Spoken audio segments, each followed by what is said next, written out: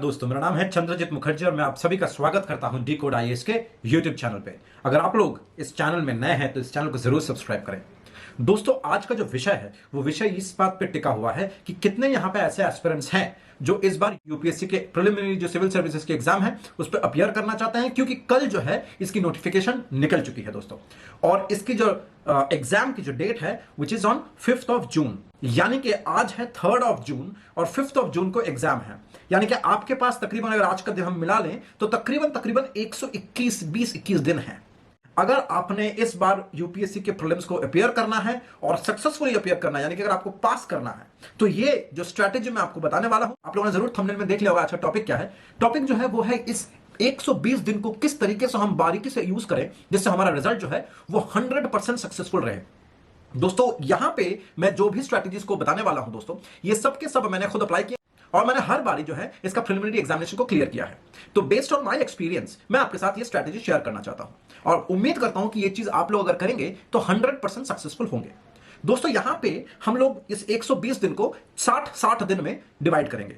जो पहला 60 दिन होगा उसमें हम टेस्ट सीरीज भी सॉल्व करेंगे और उसके साथ साथ हम लोग रिवीजन भी करेंगे।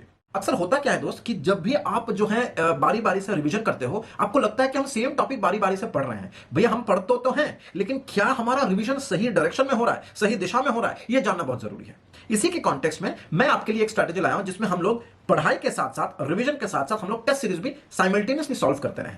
तो चलिए पहले 60 दिन को क्लब कर लेते हैं, पहले 60 दिन के बारे में बात कर लेते हैं।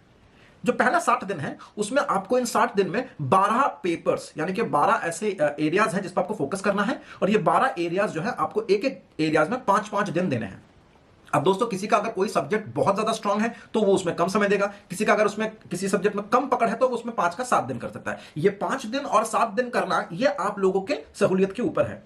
मुद्दा सिर्फ यह है कि शुरुआत के 60 दिनों में हमने 12 एरियाज कवर करना है on an average 5 days each. ठीक है दोस्त, तो पहला जो हमारा 5 दिन का जो स्लॉट है वो स्लॉट है Indian polity from Laxmikant.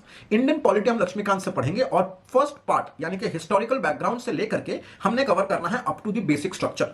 First part cover करना है। साथ ही साथ जो छोटी चीजें हैं जैसे constitutional bodies and non constitutional bodies, इसको भी एक ही साथ निपटाना है। यदि हमने ये दोनों कर लिया तो बचता है करंट अफेयर्स। अब दोस्त, करंट अफेयर्स ऐसा कर सकते हैं हम लोग मंथली करें, लेकिन मैं चाहता हूं मंथली भी करें और टॉपिक वाइज भी करें। जनवरी से लेकर जून तक का सिर्फ हमने करंट अफेयर्स करना है, वो भी 4 एरियाज में। नंबर 1 इंडियन पॉलिटी के सारे करंट अफेयर्स करना है 6 महीने के। नंबर 2 हमने सिक्योरिटी के सारे अफेयर्स करना है। नंबर 3 आईआर को कंप्लीट करना है, ये 6 महीने के, जन से लेकर जून तक का। और जो सोशल इश्यूज है वो भी जन से लेकर जून तक का कवर करना है। ये सारे टॉपिक्स आपको ऑलरेडी हमारे करंट अफेयर्स वाले सेक्शन में जो प्लेलिस्ट में है उसमें आपको मिल जाएंगे और जो बच्चे कुछ होंगे हम लोग उसको अपडेट करते रहते हैं। ये आपका टास्क है 5 दिन का। नेक्स्ट 5 दिन में जब आप आएंगे तो आपने करना है जियोमॉर्फोलॉजी, क्लाइमेटोलॉजी, ओशनोग्राफी और नेचुरल हैजार्ड्स एंड डिजास्टर्स। इसको करने के लिए दोस्त आपको करना पड़ेगा क्लास 11th की NCERT, that is the main source. और उसके साथ साथ आप लोग अगर चाहें तो जीसी लियोंग की एरियाज को भी कवर कर सकते हैं, लेकिन सिलेक्टिवली। इसके साथ साथ जो आपको करंट अफेयर्स में करना है वो है जनवरी से लेकर जून तक का एनवायरनमेंट के सारे टॉपिक्स। ठीक है दोस्त, जैसे ही ये हो जाएगा उसके बाद आपका तीसरा दिन शुरू होगा, मतलब तीसरा सेट ऑफ 5 डेज शुरू होगा। उसमें आपको फिजिकल ज्योग्राफी ऑफ इंडिया करना है, इकोनॉमिक एंड ह्यूमन ज्योग्राफी करना है, बोथ इंडिया एंड वर्ल्ड। इनका भी मेन सोर्स है क्लास 11th और 12th की एनसीईआरटी। और साथ ही साथ क्योंकि हम लोगों ने लास्ट 5 डेज में एनवायरनमेंट का जन से जून तक किया था, तो अब करेंगे जुलाई से दिसंबर तक का, या अगर आप चाहें तो जुलाई से सितंबर तक का भी कर सकते हैं। उसके बाद हम लोग आएंगे चौथे स्लॉट में, उसमें हमको एंशिएंट इंडिया कवर करना है दोस्त, जिसमें हम लोग प्री हिस्टोरिक एरा से लेकर के पोस्ट गुप्ता एरा तक कंप्लीट करेंगे। और साथ ही साथ करंट अफेयर्स की जहां तक बात है उसमें हम लोग करेंगे जनवरी से लेकर जून तक का कल्चर का जो एस्पेक्ट है वो।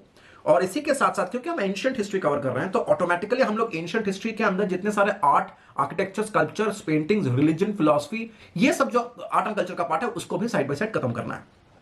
तो ये भी आपका 5 दिन का टास्क है।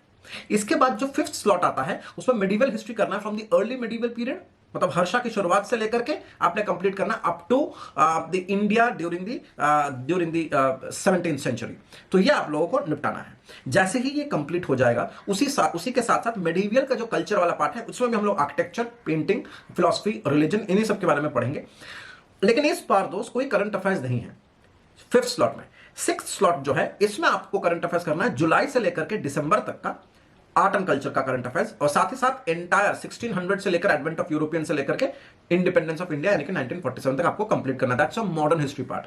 ठीक है, इसके अलावा जो आपका बचा कुचा कुछ स्पेसिफिक मॉडर्न कल्चर का एस्पेक्ट है वो हम लोग यहां पे कवर करेंगे। इसके साथ साथ जो 7th स्लॉट होगी दोस्त, उसमें हम लोग सिर्फ और सिर्फ करंट अफेयर्स करेंगे, पॉलिटी, सिक्योरिटी, आईआर और सोशल इश्यूज पे। तो इस पे हम लोग जो करंट अफेयर्स करेंगे, अगर आप चाहें तो इसमें एनवायरमेंट पार्ट भी जोड़ सकते हैं, इसमें हम लोग करेंगे फ्रॉम जुलाई टू दिसंबर, और एनवायरमेंट का जो बचा हुआ था सेकंड स्लॉट में उसको आप कर सकते हैं अक्टूबर से दिसंबर तक का। आप लोगों को ये जो पेज है ये आप लोगों को दिखाई दे रहा होगा स्क्रीन पे, आप उसी को फॉलो करते हुए आगे बढ़े।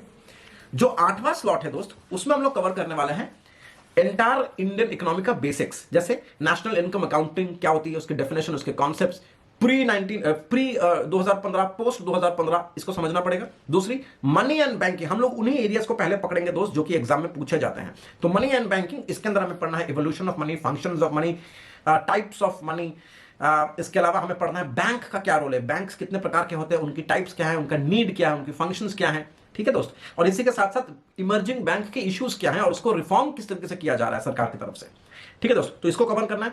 जैसे इसको आप कवर करोगे तो उसी के साथ साथ इन्फ्लेशन, एम्प्लॉयमेंट, ठीक है, डेफिनेशन एंड इट्स टाइप्स।